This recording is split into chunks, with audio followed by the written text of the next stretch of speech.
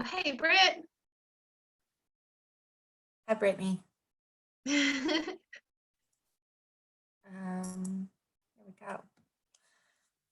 Do we want to get started, Sam? absolutely. Let me just went full screen. All right. Y'all can feel free to mute yourselves, turn your video off. We will have some chitty chatty, but y'all can just turn your microphones on when we're talking.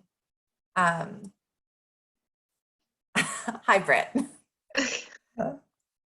Okay. So hi, everyone, and welcome to today's masterclass, New Year, New Vision. Yeah, it's so exciting. Hey, everyone. So we're really excited about this masterclass because it really brings together both the personal and professional worlds that we like to focus on developing. So why have a vision? Experts have shown that having a vision in mind makes you more effective in life and business than you would be if you didn't set off with a vision. It is about being goal focused with an endpoint in mind to help give you direction so you can think 12 months down the track or even 5 years down the track. And I think it's important when creating your vision to understand what you want success to feel like, not just what you want it to kind of look like from outsiders looking in. So really what, you want it to feel like. What does success feel like? Absolutely. And it's also important, I think, to think of the steps that it actually takes to get there. So, for example, if one of your dreams is to have a successful multi-six-figure business, which, man, isn't that all of our dreams, then, you know, thinking about hires that you're going to have to make, the systems that you're going to have to put in place, and the skills that you're going to have to learn as well to be able to make that goal a reality. And ultimately, our vision should make us a little uncomfortable, but really excited. Think about the person you're going to have to become to achieve that vision and how it feels to be that person. And when I say the person you have to become, I mean that. You're actually going to have to grow and change to get there. You know, if we were all multi-six-figure business owners right now, we would be different people than we were 5-10 years ago. So yeah, ultimately you've got to have that vision and think about what it feels like to be that person and grow into that space. Yeah, that's it. And so looking at the holistic vision, so we want you to create more than just a vision for your business. We really want you to create a holistic vision. So we recommend breaking it down into 3 areas: self, work, and life. And you guys know that we really like to prioritize self-care and mindset. So in your vision, ensure that you're looking after yourself, that you have that white space to enjoy your favorite things in life, that you really have that healthy mindset, that you're really in, that you're giving yourself that space to grow and to develop personally. That's it. And so you need a vision for life, and this encompasses relationships, families, friends, children, hobbies, and passions. Your life is absolutely key and a crucial part of your business as well. You know, it will likely hold the why or the big motivator for you being in business. So you really need to put that to you know, as a really main focus there. Yeah, work and life go hand in hand. So your why for your business is the thing that gets you up and out of bed every day. So whether that be your kids or your desire to give back or some bigger driver, it's the passion that excites you. It drives you towards success. So think of your why when you're creating this holistic version. And so that work-life balance is always going to be a big juggle, but in this vision that you're creating, make it work. Make it a work-life balance that works for you. So maybe you want a day to spend with your family, so you visualize 3 or 4 days of work as a work week. So really focusing on making sure that you're balancing that work and life. And make sure, guys, if you have any questions while we're going through this, please just pop them in the chat box or just shout out. Yeah, absolutely. And I do want to say about work-life balance. I think when we're creating our vision, it's important that we really um, build out a realistic version of what work-life balance looks like. You know, it's not realistic for me personally to spend 5 days a week in my office in the middle of harvest. You know, that's just never going to be a realistic vision for myself. And so being realistic about this vision, but still pushing yourself outside your comfort zone and pushing yourself to achieve something bigger. Yeah, absolutely. So, how to achieve your vision. This can be the scariest part about creating a vision. It's the part where we actually have to do it and achieve it. Yes. And this is when a growth mindset is important. So remember, a growth mindset says things like, I can learn anything I want to. I learn from my failures. I feel like feedback is constructive. I'm inspired by the success of others. So it's getting rid of that negative mindset and putting yourself down and really focusing on that growth mindset to move forward. And our book that the books we've chosen so far for book club really dive into mindset and why they're crucial for business. So in Chillpreneur, just referring back to the last book for book club, Denise Duffield Thomas said, constantly working on your mindset is honestly the most important, if not the only thing you have to master. Everything else you can just Google. Really, business isn't that complicated. I love that so much. And Google is seriously everyone's friend, right? So it is so, so true. And it is why we keep bringing up the mindset into our into our masterclasses, as well as into our membership and community. It's so easy to be overcome by imposter syndrome and analysis paralysis, and that can just stop growth in its tracks. I know we've spoken about before in these masterclasses, different situations where we've felt that imposter syndrome, or different sorts of negative mindsets, and I think you guys are doing a great job at creating that growth mindset and moving on from those. But yeah, it's a constant battle. So part of making your vision come true is manifesting. It's really visualizing the steps that will take you to that end point. Yeah, absolutely. So it's all about baby steps and the feeling that it will take to achieve that goal. So knowing what that feeling is that's going to get you to that end goal. And we've seen it in success stories for decades amongst elite athletes manifesting their victories, and there's no reason why we can't apply it to our vision for life. Absolutely. And I think it's important to recognize that just because you are creating a vision for something and trying to manifest something, it doesn't mean it will actually fall directly into your lap. This is so true. So I actually have a tiny little manifesting story, and then I'd love to hear if anyone else has successfully manifested anything. So at the end of 2018, I put a swimming pool on my vision board. Now, that doesn't sound like a big thing, but the major objection I had to overcome was my husband. Jono did not want a swimming pool. He did not want to clean out a swimming pool. He wants nothing to do with a swimming pool. Well, that was at the end of 2018, which is crazy. Like, he was dead set against it. But I'm happy to say he has overcome the objection, and he's going to begin carting sand for our swimming pool this month. Oh, that's and exciting. The aim is for 2021 for us to have a swimming pool in place. And that is like the first time that I've put something on a vision board. I've talked about it. I haven't let it go. I've gone after it like a crazy person. And I just really feel like that manifesting, it didn't necessarily fall into my lap, but I feel like, yeah, it was one of those things that it was really nice to see my vision board come to life. So has anyone else ever manifested anything or put something on a vision board and seen it come up?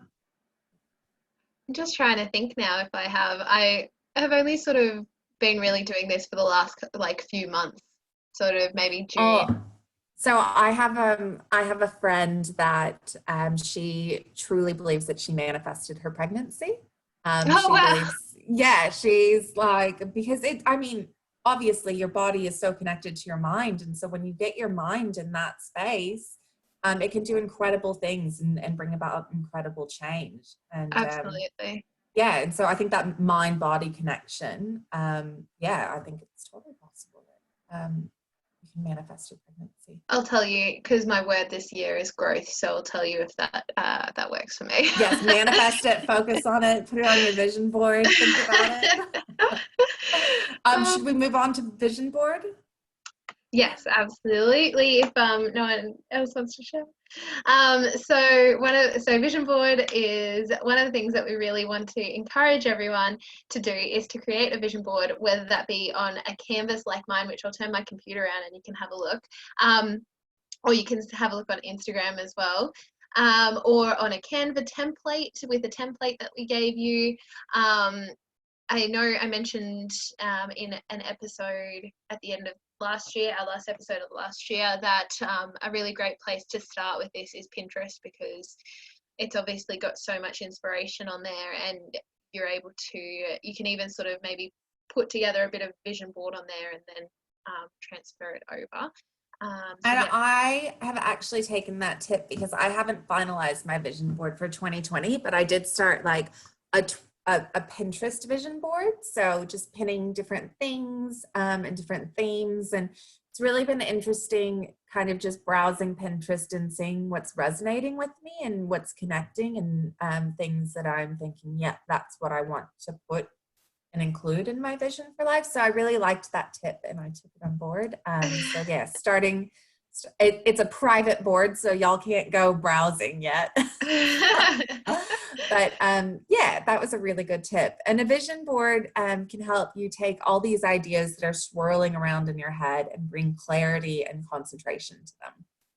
And then it will create focus for you while you are visioning or manifesting your vision for life. It almost is a visual roadmap to what you want and the vision for your life to feel. So do you want me to quickly turn my computer and I can show you guys my yeah. I can show you mine. Let me just so there's mine up there, if you can see that. All right.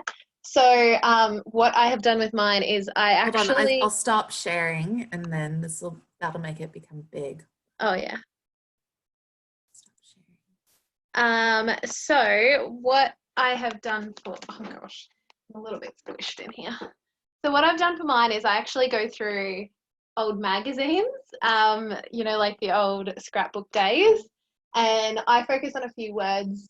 So I've got growth, love, family, and then and art, and I sort of grow from there. So yeah, I just find, turn that around. Oh, the computer's heavy. And I sort of find images that resonate with me for that. So like my art one there, I've got actual pictures of some of the palettes I've cut out, some of the paper plate palettes that I've used lately, and actually stuck them on there just color wise. I just really love those colors. I've also got like a picture of a gallery there. So ideally I'd like to do another exhibition this year. So that's another one that I've got on there. I've got books on there for our book club. What else have I got? I've got a little chick doing yoga because I want to do some more exercise this year. So yeah, I put inspirational words and images that resonate with me and that, I really would like to see manifest in my life. So that's sort of how I do it. And yeah, if you've got old magazines hanging around, they're the best. And I hate to say it, but Gracia, I hate to say that I've cut up all my Gracia magazines, but they are really good for finding inspiration. That is terrible. Those are collector's items. I know. I also like that because you're an artist, obviously you've drawn on your vision board as well. And yeah, it's really personalized. Not an artist, so mine's not going to have any art on it. I won't be that pretty. I'll put up a closer picture so you guys can look on even in our Facebook group, so then you can have a look in there. Yeah, that's a good point. Okay, so next, there we go. Now, if your head's swimming with a million things after you've kind of maybe done your pre-vision board planning with Pinterest, or you've created your vision board and you're just in a really abundant space and your head's swimming with a million things, it's really a good time to break it down.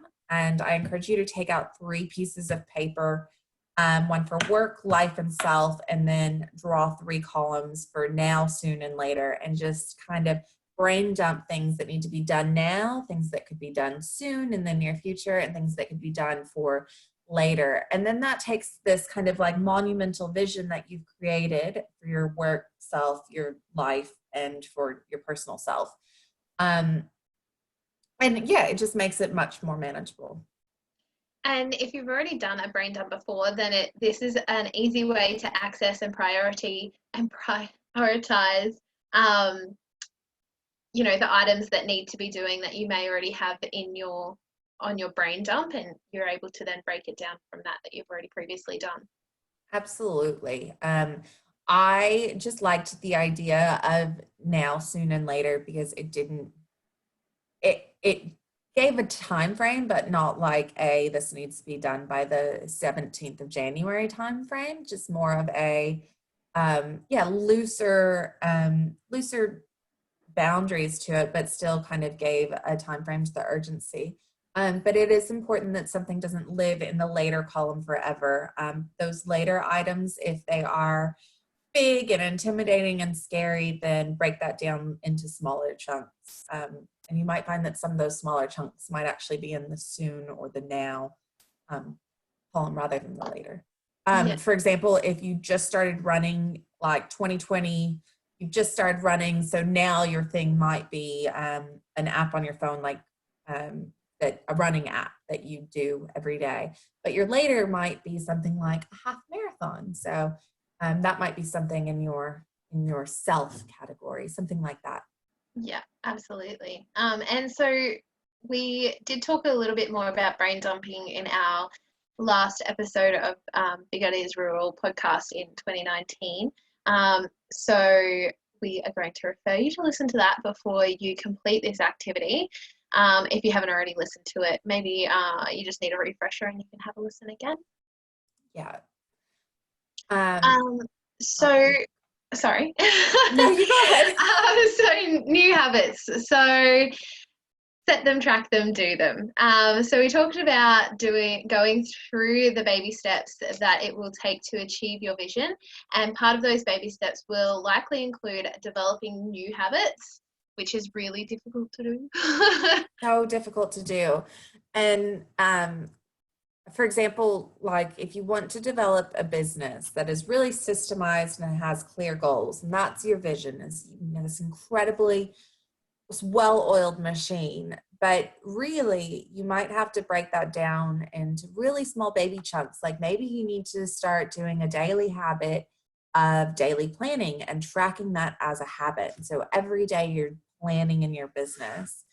Maybe it's for 5 minutes, maybe it's for 10 minutes, but it's dedicating and setting that time aside to actually sit down and do the planning, and developing that as a habit. And same thing with the running that I mentioned earlier. Oopsies. Same thing with the running that I mentioned earlier. Creating that running as a habit, and maybe your habit, you want it to be healthier, and so your new habit is drinking copious amounts of water every day, but really just taking the time to track something as a habit. Absolutely. I feel like I'm saying absolutely all day today. So it's the same thing with mindset. If you have a daily mindset check-in and do it as a habit, then it will just come as second nature.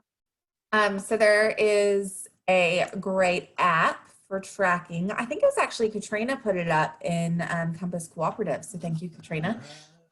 It's called Habitify, or we have also given you guys the daily success chart inside the membership platform. That's a little bit more basic, where you just write what your habit is and tick off if you've done it every day. So those are just 2 ways to actually track where you are on your habit forming journey. Yeah, and it is really those small steps that add up to the big changes. And I just want to say as well, if you haven't heard of it, and habit, like, you know, you're wanting to change some habits this year, a really great resource, or if you ever get the chance to go to one of the workshops, is the 7 Habits of Highly Effective People. My husband and I, and my in-laws actually went to one. I think it was December 2018, and it was really, really interesting. And I think I'd love to do it now. I think every time you do it, you take something different away from it. But yeah, it was just really interesting to see how they break it down to um, show you how to change habits and break bad habits and reintroduce new habits and that sort of thing. So we sort of took probably one main thing away from it, which was, and that's probably where my mindset sort of thing started, which was